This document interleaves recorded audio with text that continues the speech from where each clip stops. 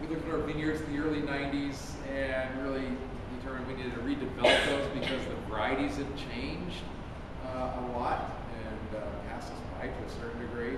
And the vines were getting old anyway from their original production. So 850 acres of land, we replanted about 450 acres of grapes. About 72% of those are planted in Bordeaux varieties. And for this planting program and some of the vineyard or the winery modifications spent about $21 million at that point.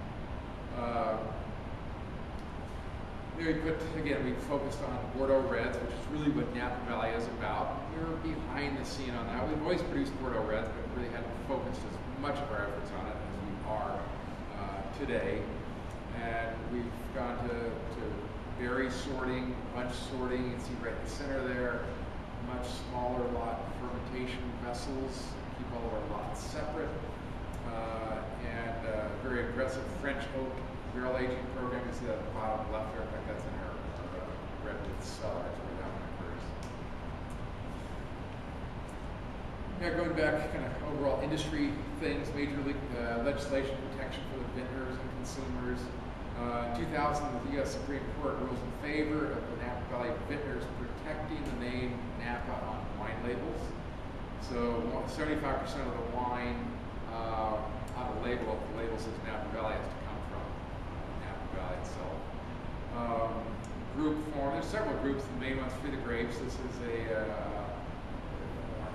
they were pushed this ruling through the Supreme Court, rules in favor of winery direct shipping. We still cannot ship direct to every single state. I think there's about 30 states that if you fill out the paperwork and so on and so forth, and each state's different, you can ship limited amounts directly to consumers.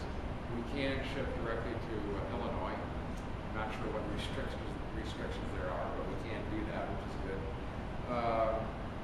And another thing, in 2007, the European Union grants Napa Valley status as a geographic indication.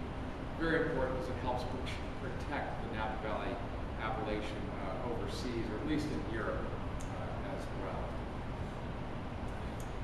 Now back to our winery, our two historical buildings on the left is we call it the Redwood Cellar, built in 1872. On the upper right is the carriage house, built in 1881. You can see the carriage house now is used for entertaining, as opposed to originally as a carriage house. Do weddings, all kinds of events there. And then the Redwood Cellar, you saw that before, that's our reserve barrel room. We did renovate these because they're getting a little tired, you need renovation, but they're historical buildings, so we're very restrictive on what we can do with those buildings. But we also, being in California, and these are unreinforced masonry buildings, we had to reinforce them for earthquake purposes. So that was one of the driving factors there, is to bring them up to earthquake standards for this caliber of building. And in doing so, we were recognized by our governor at that point, Schwarzenegger. So we got the Governor's Historic Preservation Award. There's only a handful of those given out every year, so I'm quite pleased to get that. Now here's a kind of a recap. There's a map number, I'm sure you have, but a recap of our vineyards that we own. So kind of the upper left is where the home property is in St. Helena, again right across the street from the CIA. Yountville has a whole series of properties where most of our Bordeaux Reds come from. We have a piece down in Carneros, the very bottom. Cool weather, so the farther south you go, the cooler Napa Valley gets because it's very near the San Francisco Bay. So you get the influence of the fog down there. So now we get 100% of our Bordeaux Reds come from our own vineyards.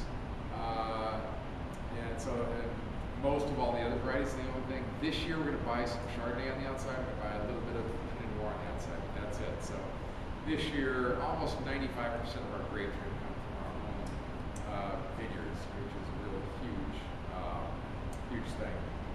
Because we want to be kind of fully a state driven. So we do all kinds of fun events. If you find yourselves at the CIA or whatever, September this year, September 10th, we're going to celebrate our 150th anniversary there with a huge party at Tastings on the Lawn. So let us know and swing by there.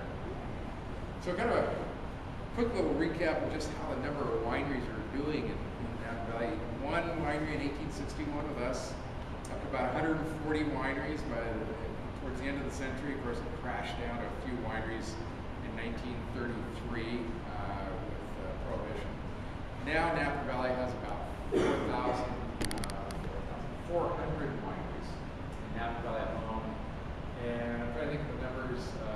I think California today has about 3,000 wineries. And I think the total U.S. has about 6,000 wineries. So I think there's actually a legal winery in every single state of the union. They may not be growing grapes there, but they import it. There's a legal bonded winery making wine in all 50 states. So that's kind of a little bit of